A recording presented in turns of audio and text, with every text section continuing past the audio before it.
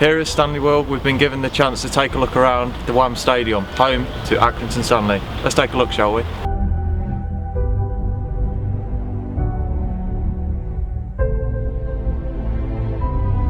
I've been covering the club in a sort of professional capacity for media outlets since about 2003, and on and off contributed things on a voluntary basis to Stanley because that's how it's always worked.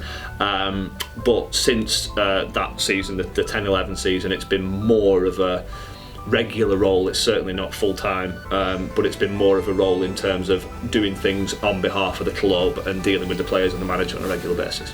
And the change of ownership's happened just recently. What are your thoughts on that so far? How has Andy Holt improved things at Accrington?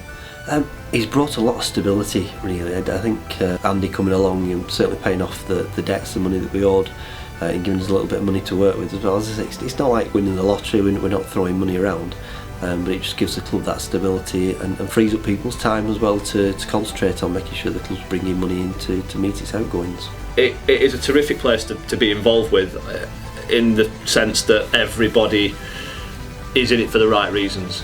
You're never going to buy a solid gold house off the back of being an employee or a contractor to Accrington Stanley. So mostly, and 99% of the people you see involved on a day-to-day basis do it because they love it, and that's really refreshing in a world in which the vast majority of other people you speak to always complain about their jobs. Match days are fantastic at Accrington. I think one of the great things that I enjoy is convincing people to come down to the club, because some people, I think, if they're used to Manchester United, they're one of the big grounds, they see coming to watch Accrington almost like park football perhaps, but when people do come to Stanley and they realise how close you are to the action, whether you stand behind the goals with the ultras and join in with the singing, or if you sit on the halfway line near the manager, and people always who come for the first time, when you speak to them afterwards, have always enjoyed and had a positive experience. There have been some great occasions here. When the club was still in non-league, back in 2003-2004, they had a cup run to the third round of the FA Cup, and that involved playing Football League teams here, and it's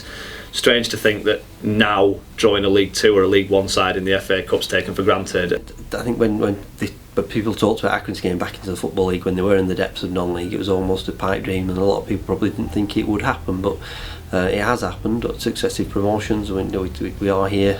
John Coleman's took us up into the Football League.